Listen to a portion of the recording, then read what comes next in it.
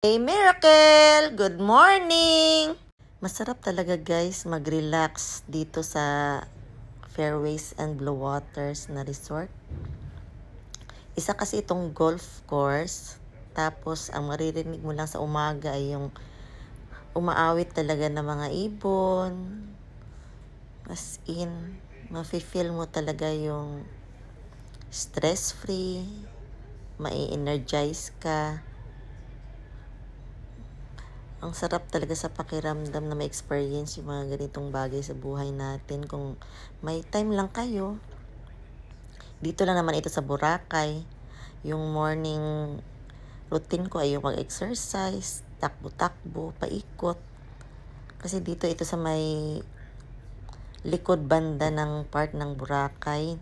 Masyadong tahimik. As in, napakaganda, relaxing talaga. Kaya yan lang ang ginagawa ko. For almost 2 months na nag-resort hopping kami ng family ko. Yan ang buhay na araw-araw ay hindi ko talaga pagsasawaan. Kasi preparation namin yan, malapit na yung birthday ng nanay ko. Dyan sa resort namin na yan i-held. Kasi yung akin tapos na, 3 days lang naman yung difference ng birth date namin.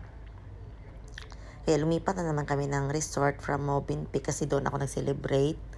Dito naman kami sa Fairways and Blue Waters para naman sa birthday ng nanay ko.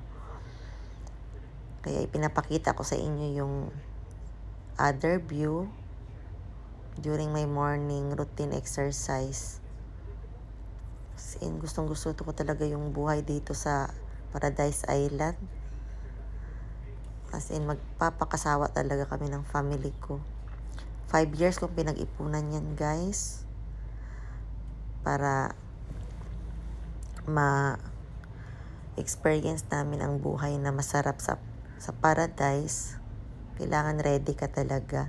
Kasi masyado siyang luxurious yung Boracay. Lalo na resort hopping ang ginawa namin. Ayan. Nag-jump rope din ako. Kahit dyan lang sa loob ng kwarto. Yung swimming pool dyan lang naman sa baba ng hotel room namin. Tapos free din yung breakfast. Ayan yung pool. Diba? Maganda rin itong resort na ito na isa na stayhan namin. 2 rooms ang binook namin dyan guys kasi 4 kami. Ayan. Ang ganda. See you.